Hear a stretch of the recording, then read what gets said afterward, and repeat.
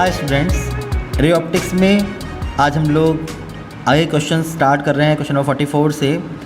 Ray optics में जो booklet है और क्वेश्चंस का जो सॉल्यूशन है उसका लिंक डिस्क्रिप्शन में अवेलेबल है। स्टार्ट करते हैं क्वेश्चन नंबर 44 से। लिखा हुआ है कि converging lens has focal length of 20 centimetre in air.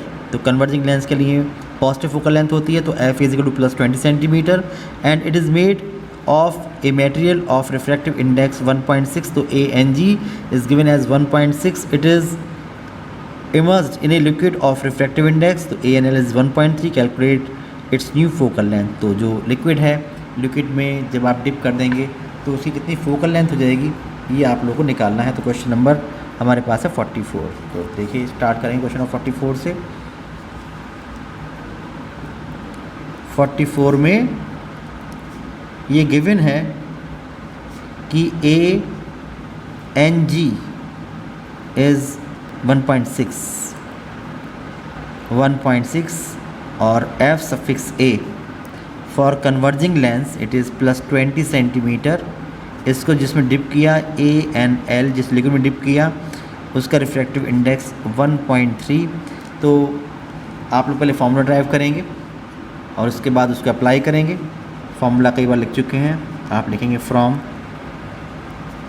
F suffix L is equal to F suffix A multiplied by ANG minus 1 divide by ANG upon ANL minus 1। इस फॉर्मूले को आप लोग यूज़ करेंगे और फोकल लेंथ निकाल लेंगे।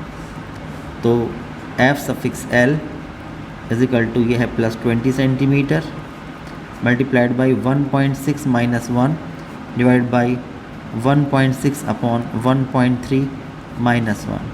तो F suffix L is equal to plus 20 multiplied by 0.6 divided by point से पॉइंट कैंसिल 16 माइनस 13 यानी 3 अपॉन 13, 0 से ये पॉइंट कैंसिल।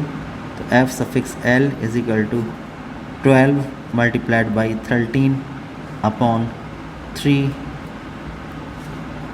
Plus 52 centimetre. तो प्लस का मतलब कन्वर्जिंग लेंस है और फोकल लेंथ 52 सेंटीमीटर। तो that is converging lens of focal length 52 centimetre. ये इसका आंसर हो जाएगा। नेक्स्ट क्वेश्चन देखिए 45 लिखा है find the position of the image formed of the object O by the lens combination given in the figure. तो इस फिगर में ये फिगर बनी हुई है, आप देख रहे हैं कि जो ये ऑब्जेक्ट O है इसकी फाइनल इमेज कहाँ बनेगी ये आप लोगों को निकालना है। तो मैंने बताया था आप लोगों को कि ऐसे क्वेश्चन करने के लिए सबसे पहला काम हमारा ये होगा कि ये ऑब्जेक्ट है इस लेंस के लिए, तो 1/v minus 1/u is 1/f से v निकाल लेंगे, यानी कि इससे करस्पॉन्डिंग जहाँ पर भी इमेज फॉर्म होगी, जो इमेज फॉर्म होगी I1 वो सेकंड लेंस के लिए वर्क करेगी ऑब्जेक्ट की तरह, ठीक है। और उसके बाद जब वो वर्क करेगी ऑब्जेक्ट की तरह तो उससे कहाँ पर इमेज फॉर्म होगी I2 वो निकालेंगे, और जो I2 बनेगी वो इसके लिए थर्ड लेंस के लिए बिहेव करेगी ऑब्जेक्ट के लिए और फाइनल इमेज फॉर्म होगी। ये हमें करना होता है।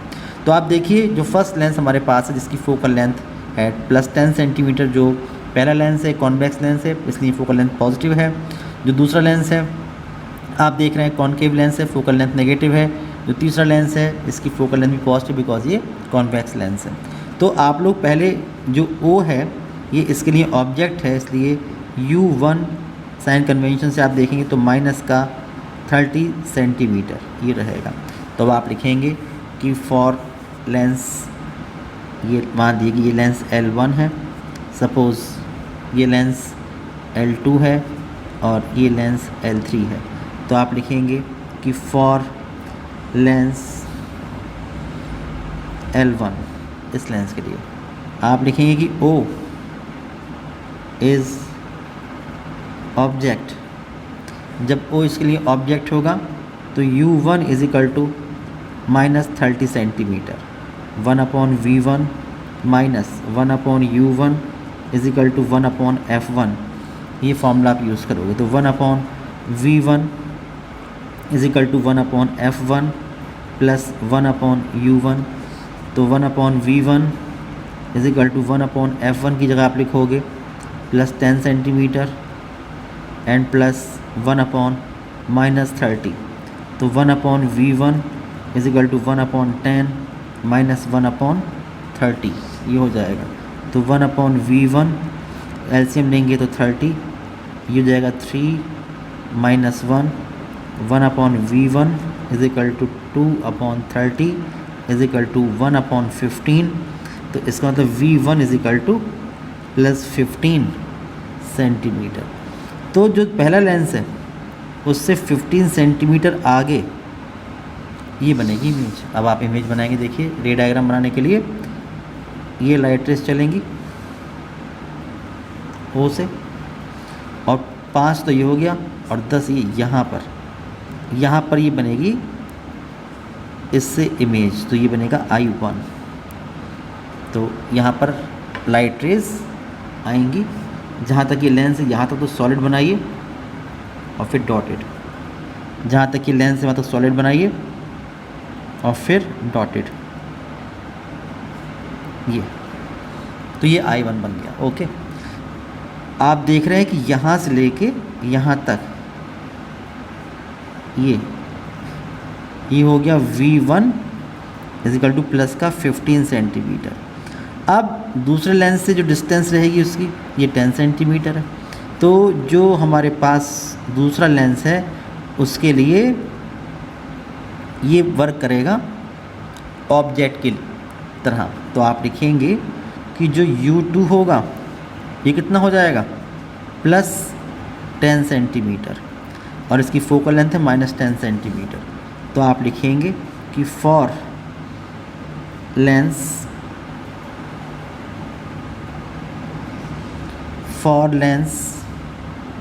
L2 I1 will be have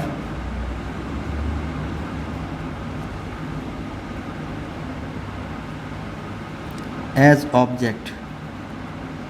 तो इससे कहाँ पर इमेज बनेगी आप निकालोगे, तो 1/v2 minus 1/u2 is equal to 1/f2, ये आप देखोगे।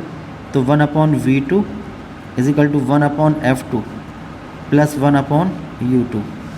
तो 1/v2 is equal to 1/f2 है minus 10 and this is plus 10, इससे कैंसिल। तो 1/v2 is equal to 0, then v2 is equal to 1/0 that is infinity. तो v2 is equal to infinity.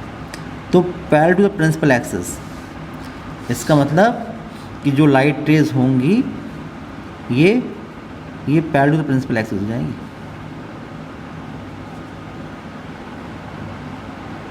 ये हो जाएंगे। अब जब ये पैरेलल हो जाएंगी प्रिंसिपल एक्सिस से इस तरह से ये हो जाएंगे, तो इसके लिए F3 है 30 सेंटीमीटर, ठीक है, ये है 30 सेंटीमीटर। जब ये रेस पैरेलल आ रही हैं तो आप जानते हैं कि जो रेस पैरेलल आती हैं वो क्या होगा, इसके फोकस पर, इसका फोकस कहाँ होगा 30 सेंटीमीटर आगे, तो यहाँ पर। हालांकि सॉल्व करके बताएंगे अभी हम लोग, लेकिन फिर भी जो हमारी नॉलेज है उससे आप बता सकते हैं कि यहाँ पर ये फाइनल इमेज बनेगी। ओके, तो अब आप लिखोगे कि फॉर L3, थर्ड लेंस के लिए आप लिखोगे कि फॉर L3 ऑब्जेक्ट कहाँ पर है, इन्फिनिटी पर। तो U3 ये इन्फिनिटी पर और F3 ये है प्लस 30 सेंटीमीटर। तो 1/v3 minus 1/u3 is equal to 1/f3। तो 1/v3 is equal to 1/f3 plus 1/u3, ये हो जाएगा। तो 1/v3 is equal to 1/f3 है प्लस 30 एंड प्लस 1/∞. 1/∞ 0 होता है, तो 1/v3 is equal to 1/30 plus 0. तो v3 कितना हो गया, v3 इज इक्वल टू हो गया plus 30 centimetre.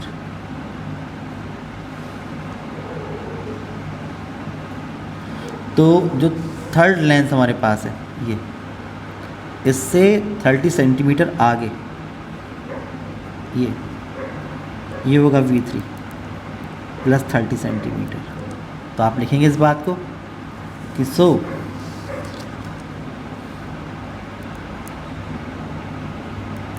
The final image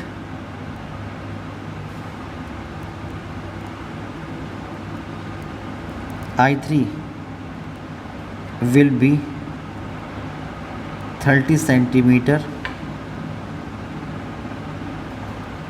away from L3 as shown in figure. तो ये क्वेश्चन हमारा इस तरह सॉल्व होगा. अब देखिए next question, state the necessary condition for producing total internal reflection of light.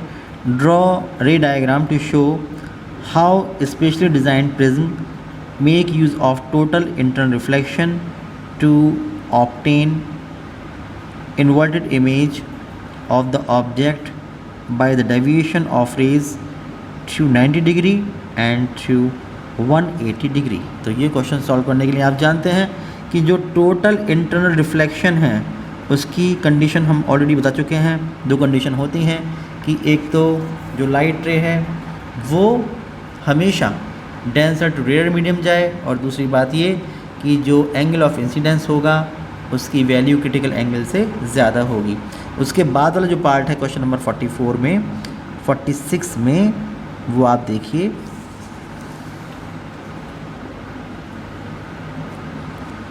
कि इसका ए पार्ट अगर आपको बनाना है कि आपके पास जो भी लाइट रे है अगर वो 90 डिग्री से डेविएट हो जाए तो क्या करना होगा आप लोगों को. तो आप देखिए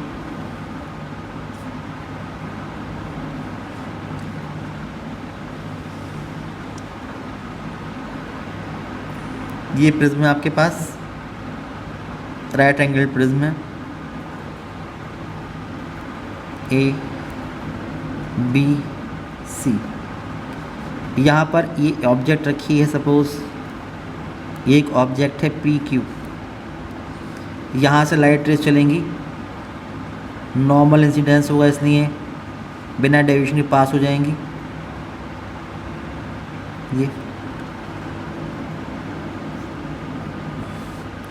ये दोनों जो एंगल होंगे 45 डिग्री होंगे. जब ये 45 और ये भी 45, तो यहाँ पर जो ये एंगल ऑफ इंसिडेंस होगा ये 45 होगा, और क्रिटिकल एंगल आप जानते हैं 42 डिग्री होता है. तो जब एंगल ऑफ इंसिडेंस इस फेस ए बी पर क्रिटिकल एंगल से ज़्यादा होगा तो उन लाइट रेज का टोटल इंटरनल रिफ्लेक्शन हो जाएगा.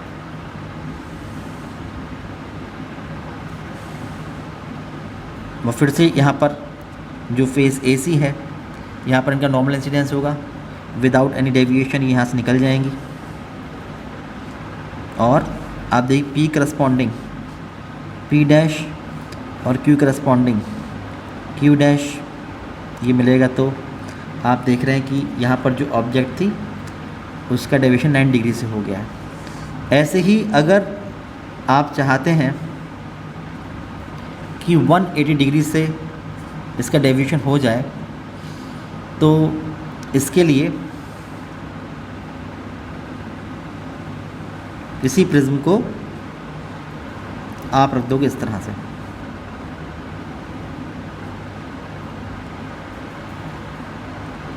ये रख देंगे आप लोग ए बी सी, ये रख देंगे. अब इस फेस के सामने यहाँ पर आप एक ऑब्जेक्ट रखेंगे पी क्यू. लाइट रेज चलेंगी, नॉर्मल इंसिडेंस होगा बी सी पर, इसलिए विदाउट एनी डेविएशन ये लाइटें चलेंगी। आप देख रहे हैं जब ये 90 तो ये 45, ये भी 45 और ये इस पर नॉर्मल है। तो एंगल ऑफ इंसिडेंस ये इसकी वैल्यू 45 और आप जानते हैं क्रिटिकल एंगल 42 डिग्री होता है ग्लास एयर इंटरफेस के लिए, इसलिए यहाँ से इनका टोटल इंटरनल रिफ्लेक्शन हो जाएगा इन लाइट रेज का। जब टोटल इंटरनल रिफ्लेक्शन हो जाएगा तो ये आप देखिए कि इनका इंसिडेंस AC इस फेस पर होगा। यहाँ पर भी जो एंगल ऑफ इंसिडेंस होगा ये 45 डिग्री होगा, इसलिए यहाँ से भी इनका TIR यानी टोटल इंटरनल रिफ्लेक्शन होगा, इस तरह से ये होगा और ये इस फेस से भी बिना डेविएशन के बाहर निकल आएंगे। पी के करस्पॉन्डिंग जो पॉइंट है ये आप देखिए आया P' और Q करस्पॉन्डिंग जो पॉइंट आया ये है Q'। तो आप देख रहे हैं कि 180 डिग्री से आपने इसको डेविएट कर दिया है। तो इस तरह से इस क्वेश्चन का आंसर ये हो जाएगा। नेक्स्ट क्वेश्चन देखिए, क्वेश्चन नंबर 47 लिखा है the image obtained with A convex lens is erect and its length is 4 times the length of the object. If the focal length of the lens is 20 cm, calculate the object and image distances। तो इस question को solve करने के लिए question number 47 में ये given है कि आपके पास जो भी कॉन्वेक्स लेंस है उसकी फोकल लेंथ 20 सेंटीमीटर। तो for convex lens f = +20 centimetre और आपसे कह रहे हैं कि जो भी इमेज फॉर्म हो रही है वो कैसी है, मैग्नीफाइड इमेज है और मैग्नीफाइड इमेज है कैसी, इरेक्ट है और उसकी लेंथ 4 times है the length of the object. इसका मतलब ये हुआ कि फॉर इरेक्ट इमेज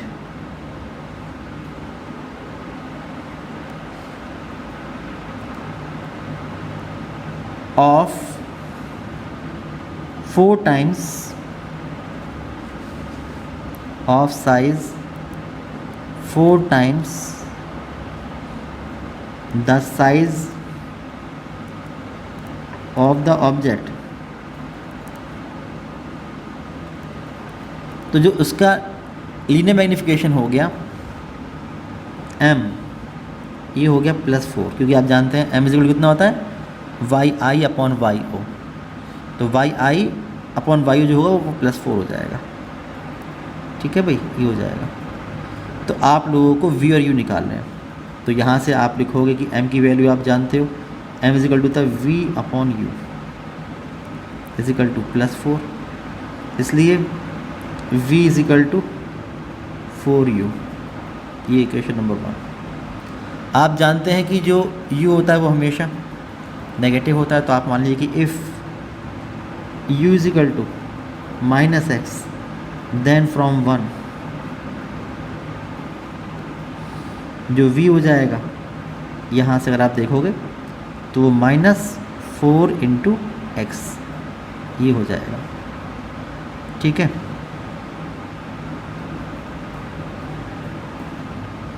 अब ये आ गया U और ये आ गया V। इस U और V से आप लोग F निकालिए, वैल्यू पुट करिए। आप लिखेंगे from 1/f = 1/v -1/u, lens formula use करेंगे। तो 1/+20 = 1/v की जगह -4x -1/u की जगह -x, तो हो जाएगा 1/20 = 1/x -1/4x। तो 1/20 आप एलसीएम लेंगे तो 4x 4 - 1, तो 1/20 = हो जाएगा 3/4x, तो x = 15 सेंटीमीटर। ये आएगा 15 सेंटीमीटर।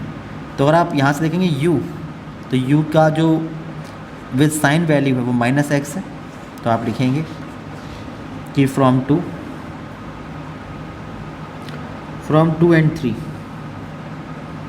3 से आप देखेंगे तो आपको v भी मिल जाएगा। तो फ्रॉम 2 एंड 3, तो u is equal to -x यानी कि -15 centimetre and v is equal to -4x, तो -60 सेंटीमीटर। इस तरह से अगर आप लोगों को लीनियर मैग्नीफिकेशन पता है, अगर आपको ये पता है कि जो लेंथ ऑफ द इमेज है अगर वो ऑब्जेक्ट की लेंथ के मुकाबले 4 टाइम्स है और वो इरेक्ट है, तो आप m इज़ इक्वल टू +4 लिख कर और m is equal to v/u लिख कर आप सॉल्व करेंगे। तो इस तरह से आपका फाइनल आंसर आप लोगों को मिल जाएगा कि u की वैल्यू 15 सेंटीमीटर और v की वैल्यू 60 सेंटीमीटर ये निकल के आती है। क्वेश्चन नंबर 48 देखिए, लिखा है convex lens is use to obtain a magnified image of an object on the screen 10 centimetre from the lens if the magnification is 19, find the focal length of the lens। तो आपको इस question of 48 में convex lens की focal length f ये आपको निकालनी है।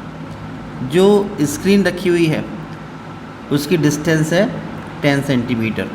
तो इसका मतलब जो भी स्क्रीन पर इमेज बनेगी, इसलिए जो डिस्टेंस है लेंस से इमेज तक की v वो कितना है +10 सेंटीमीटर, और जो इमेज का मैग्नीफिकेशन दे रखा है वो है 19। तो जो लीनियर मैग्नीफिकेशन हो जाएगा, लीनियर मैग्नीफिकेशन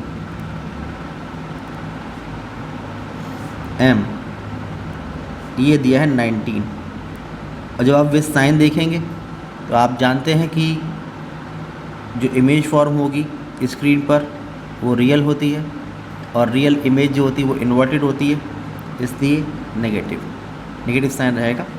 किसके लिए? For real and inverted image on screen. लेकिन आप जानते हैं कि जो m की वैल्यू होती है, m होता है v/u। तो m जहाँ लिखा हुआ है वो हो जाएगा v/u इज इक्वल टू -19। ठीक है, यहाँ से आप देखिए v गिवन है 10 centimetre +10 centimetre upon u is equal to -19। तो यहाँ से आप u निकाल लोगे तो u इज इक्वल टू आ जाएगा -10 अपॉन 19 सेंटीमीटर। अब कुछ मुश्किल नहीं रह गया, आपको v भी गिवन है, u भी गिवन है। यहाँ से आप लोग कॉन्वेक्स लेंस की फोकल लेंथ निकाल सकते हैं। आप लिखेंगे फ्रॉम लेंस फार्मूला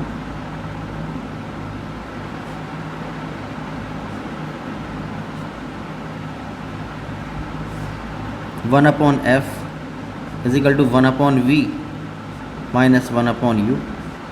तो 1/f is equal to 1/v की जगह +10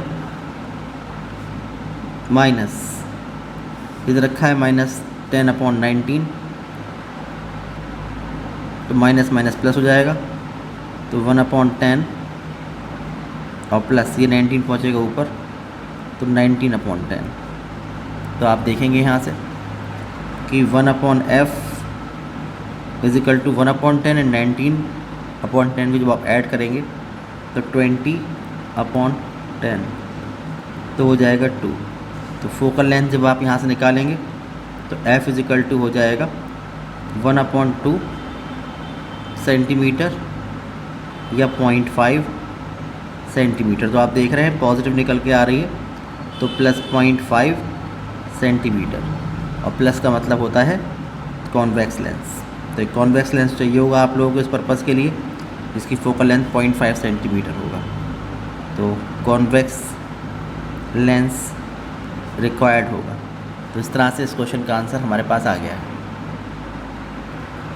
क्वेश्चन नंबर 50 देखिए, इस तरह क्वेश्चन आप कई बार कर चुके हैं। लिखा है convex lens has 20 centimetre focal length in air, what is it's focal length in water, refractive index of air water 1.33, refractive index of air glass is 1.5। तो इस तरह क्वेश्चन कई बार हुआ है। तो आप लिखेंगे for convex lens, for convex lens, पहला इन एयर, जब एयर में रखा हुआ है तो एफ सफिक्स से कॉन्वेक्स लेंस है इसलिए +20 सेंटीमीटर, ANG जिस ग्लास का लेंस है उसका रिफ्रैक्टिव इंडेक्स 1.5 यानी कि 3/2, एंड वाटर में पूछना कितना होगा, ठीक है ना। तो वाटर का दे रखा है 1.33 यानी 4/3। तो आपको एफ सफिक्स W ये निकालना है कि वाटर में कितनी फोकल लेंथ होगी। फॉर्मूला आप लोग ड्राइव करेंगे। पहले आप लिखेंगे कि from F suffix W is equal to F suffix A multiplied by ANG -1 divided by ANG upon ANL -1 या ANW -1, क्योंकि वाटर की बात हम लोग कर रहे हैं। तो इस तरह के क्वेश्चन हम लोग कई बार डिस्कस कर चुके हैं। तो आप लिखेंगे कि एफ सफिक्स W, एफ की वैल्यू है +20 सेंटीमीटर मल्टीप्लाइड बाई 3/2 -1, ANG है 3/2 और ANW है 4/3 -1। तो ये हो जाएगा +20 सेंटीमीटर मल्टीप्लाइड बाई 3/2 में से 1 जाएगा तो 1/2 डिवाइडेड बाई 9/8 -1 तो 1/8। तो ये 4 हो जाएगा, ऊपर ले जाएंगे तो +80 सेंटीमीटर। तो आप देखेंगे कि वाटर में जब आप डिप कर देंगे 20 सेंटीमीटर फोकल लेंथ वाले कॉन्वेक्स लेंस को, तो जो उसकी फोकल लेंथ है वो बढ़ जाएगी, 80 सेंटीमीटर हो जाएगी, लेकिन इसका जो साइन है वो भी पॉजिटिव रहेगा। इसका मतलब नेचर में कोई चेंज नहीं होगा और वो लेंस अभी भी एक कॉन्वेक्स लेंस की तरह ही बिहेव करेगा। नेक्स्ट क्वेश्चन देखिए, question number 54। A convex lens of focal length 10 centimetre is placed coaxially 5 centimetre from a concave lens of focal length 10 centimeter. If an object is placed 30 centimeter in front of the convex lens, find the position of the final image formed by the combined system.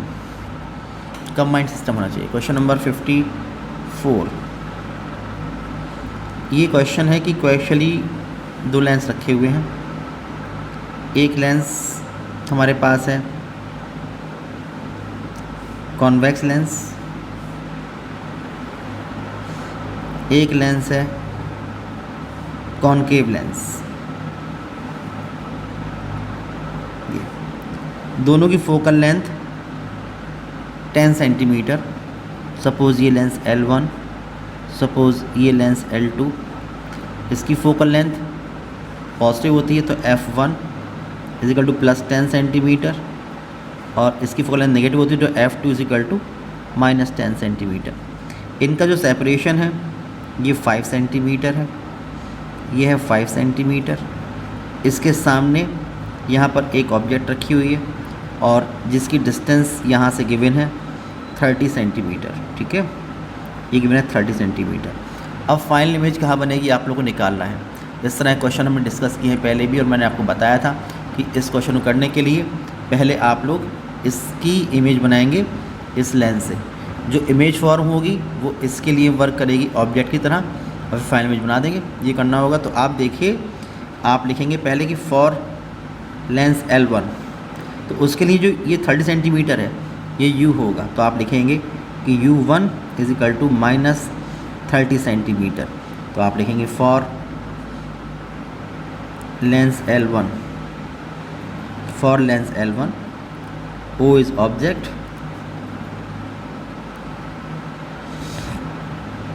तो U1 minus 30 centimetre, F1 is equal to plus 10 centimetre. तो पहले आप V1 निकालेंगे कितना होगा। जब आप V1 निकालेंगे तो आप लिखेंगे कि from 1/V1 minus 1/U1 is equal to 1/F1 we have, यहाँ से निकालेंगे तो 1/V1 is equal to 1/F1 plus 1/U1। तो 1/V1 इज इक्वल टू 1 देखिए F1 है प्लस 10 एंड प्लस जो U1 है ये है माइनस 30। तो 1/V1 is equal to 1/10 minus 1/30। यहाँ से आप लिखेंगे 1/V1 is equal to LCM लेंगे 30, 3 माइनस 1 तो हो जाएगा 2/30। Then V1 is equal to 30/2 तो 15 सेंटीमीटर। तो जो V1 आएगा, जो V1 हमारे पास आएगा निकल के, उसकी वैल्यू आप देखिए V1 is equal to plus का 15 सेंटीमीटर ये हो जाएगी। इसका मतलब ये हुआ कि जो रे डायग्राम आप बनाओगे यहाँ से रेस चलेंगी और इस लेंस से 15 सेंटीमीटर आगे 5 तो ये हो गया और 10 आप ये मान लो, ये यहाँ पर ये बनेगी इमेज I1, ये बनेगी इमेज I1।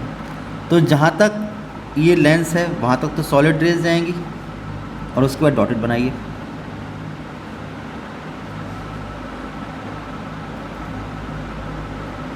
तो इस लेंस से, अगर ये लेंस नहीं होता तो यहाँ पर इमेज बनती I1, लेकिन ये लेंस बीच में आ गया, इसलिए अब यहाँ से लेके और यहाँ तक ये हो गया V1 is equal to plus 15 centimetre, लेकिन 5 कम हो गया इसमें से।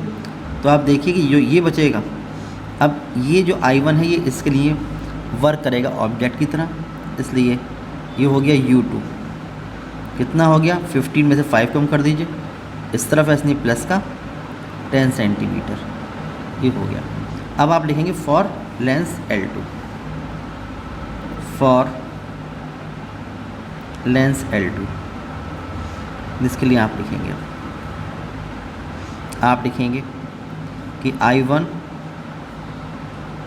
Will work as object for L2, ये हो जाएगा। जब ये इसके लिए वर्क करेगा ऑब्जेक्ट की तरह, तो मैंने बताया आपको कि U2 इज इक्वल टू कितना हो जाएगा, प्लस 10 सेंटीमीटर, और जो F2 है ये है माइनस 10 सेंटीमीटर। ठीक है भाई। तो अब आप लोगों को निकालना है कि फाइनल इमेज कहाँ पर बनेगी, तो V2 आपको निकालना है। तो 1/V2 minus 1/U2 is equal to 1/F2, ये आप फॉर्मूला अप्लाई करोगे। तो 1/V2 is equal to 1/F2 plus 1/U2। तो 1 this is minus 10 plus 1/U2 this is plus 10, तो ये हो गया 0। तो V2 इज इक्वल टू जो होगा ये होगा 1/0, इसका होता है इन्फिनिटी। तो V2 is equal to infinity, तो फाइनल इमेज कहाँ पर बनेगी, इन्फिनिटी पर। So final image will be formed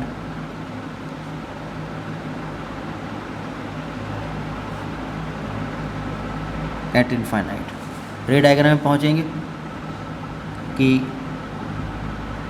जो भी लाइट रेज टुवर्ड्स फोकस, क्योंकि फोकस पॉइंट होगा इसका, फोकल पॉइंट, तो जो आती हैं वो पैरेलल टू प्रिंसिपल एक्सिस ये हो जाती हैं, इसलिए फाइनल इमेज कहाँ बनेगी, इन्फिनिटी पर। तो ये आपका आंसर होगा। जैसे जैसे आप सॉल्व करते जाएंगे वैसे वैसे यहाँ पर रे डायग्राम आप लोग फॉर्म करते चलेंगे। तो ये इसका आंसर हो जाएगा इस क्वेश्चन का। क्वेश्चन नंबर 55 देखिए, लिखा है state the condition under which the total internal reflection occurs. तो आप जानते हैं दो कंडीशन होती हैं। एक केस में पहली कंडीशन तो ये होती है कि जो लाइट रेज हैं वो हमेशा डेंसर टू रेयर जाना चाहिए, और दूसरी कंडीशन ये है कि जो एंगल ऑफ इंसिडेंस है उसकी वैल्यू हमेशा क्रिटिकल एंगल से ज़्यादा होनी चाहिए। उसके बाद देखिए इसका numerical question number 55।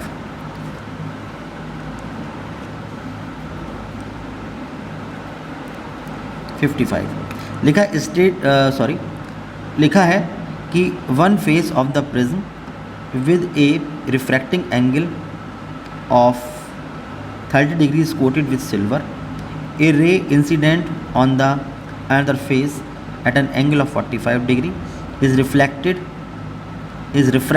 and reflected from the silver coated face and retraces its path. Find the refractive index of the material of prism. तो क्वेश्चन समझिए। क्वेश्चन ये कह रहे हैं कि आपके पास एक प्रिज्म है, ये प्रिज्म है,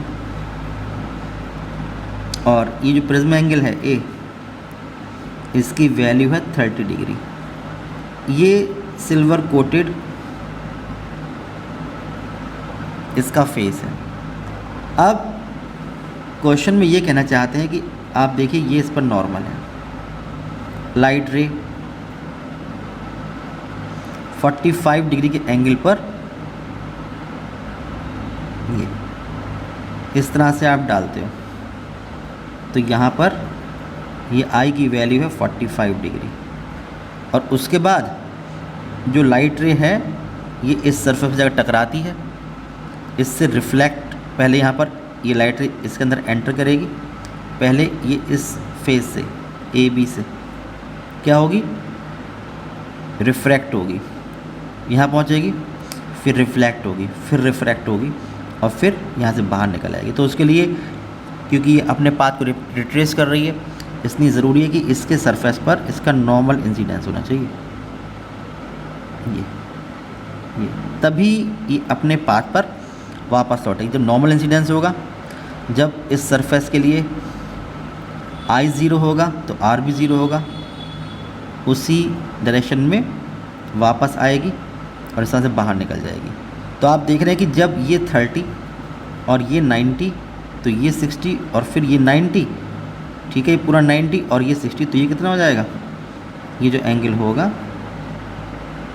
ये जो एंगल हो जिसको हम आर कह सकते हैं, ये कितना हो जाएगा, ये हो जाएगा 30 डिग्री। समझ रहे हैं? दोबारा समझ लीजिए कि क्योंकि इसका लाइट रे का इस पर नॉर्मल इंसिडेंस हुआ है, इसलिए ये वापस लौट जाएगी अपने पाथ पर, ये वापस लौटेगी अपने पाथ पर। ये 30 है, ये 90 है, तो ये 60 होगा, ये नॉर्मल है तो ये पूरा 90 होगा, जब ये 60 तो ये 30 होगा, तो आर 30 डिग्री हो जाएगा। तो अगर आप लोग इस रिफ्रैक्टिंग सरफेस ए बी के लिए देखेंगे तो यहाँ पर angle I, angle of incidence 45 degree है, और एंगल ऑफ रिफ्रैक्शन ये 30 डिग्री है। यहाँ से आप स्नैच लगा देंगे तो इस प्रिज्म के मटेरियल का आप लोग रिफ्रैक्टिव इंडेक्स निकाल सकते हैं। आप लिखेंगे कि if N be the refractive index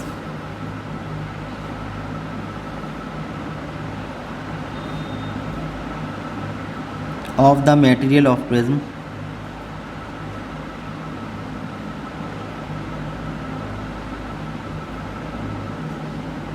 with respect to air, then from Snell's law कि n is equal to sin I अपॉन sin R। आप लोग साइन आई गिवन और साइन आर को आप निकाल चुके हैं, तो sine 45 degree upon sine 30 degree, sine 45 1/√2, sin 30 1/2, तो 2/√2 यानी √2, तो n इज इक्वल टू 1.414, ये वैल्यू निकल के आती है। ओके, तो आज के इस वीडियो में इतने रखते हैं। नेक्स्ट वीडियो में इससे जो बाकी क्वेश्चंस हैं उनको डिस्कस करेंगे। तब तक के लिए बाय बाय।